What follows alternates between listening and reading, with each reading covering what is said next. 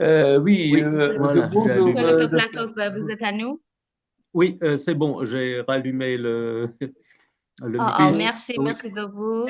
L'un merci. des participants voulait poser une question sur le sujet de votre discours. Merci. oui, oui.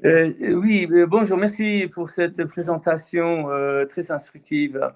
Ma question est pourquoi l'Iran, avec l'aide de ses voisins, à savoir l'Arménie et l'Azerbaïdjan, ne conviennent pas d'un accord pour créer ce fameux corridor et que ça doit être les Américains à 20 000 kilomètres de là viennent décider pour le sort de la population dans cette partie du monde.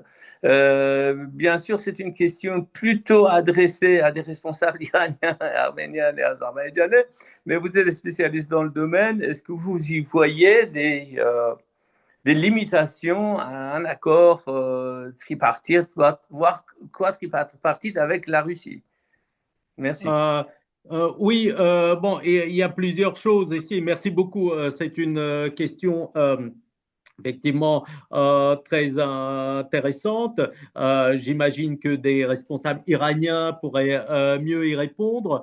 Moi, j'indiquerai bon, quelques paramètres à prendre en compte ici. Tout d'abord, c'est euh, le conflit quand même entre l'Arménie et l'Azerbaïdjan, qui est autour du Karabakh, qui a été euh, qui, qui a duré plusieurs décennies et qui d'ailleurs cette fameuse route Trump faisait partie, on peut dire, de ce paquet De qui parle? on peut dire de pacification Je ne sais pas si de c'est la lui. région. Non.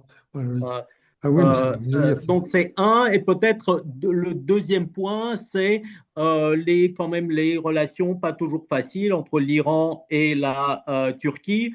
Or, bon, aujourd'hui, l'Azerbaïdjan est très aligné sur la Turquie. C'est un État pivot, mais euh, cette route quand même se continue aussi via la Turquie, d'où pour l'Arménie l'intérêt de se désenclaver.